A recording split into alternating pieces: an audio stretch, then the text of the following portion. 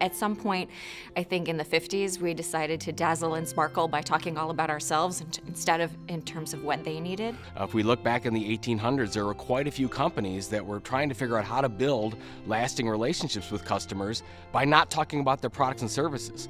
My favorite example is probably John Deere's The Furrow magazine.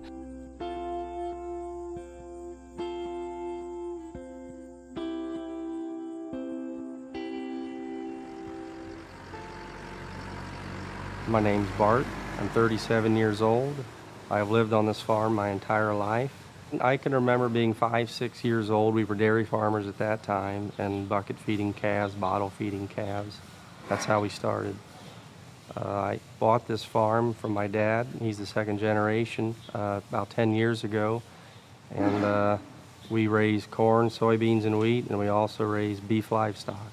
I'd say I've been getting the furrow and reading the furrow for about 5 years now. I will say that I think the articles in the furrow are very neutral. I mean, to the point that I always wondered, is this a John Deere magazine or not?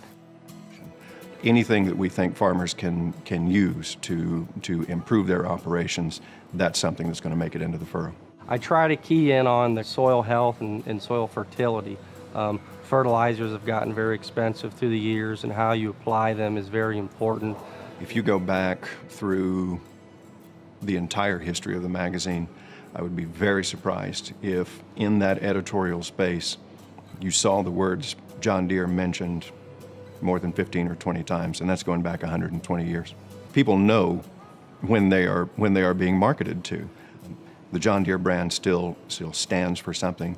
It stands for quality, it stands for honesty. That's been a critical component of not just the furrow success, but of John Deere's success overall.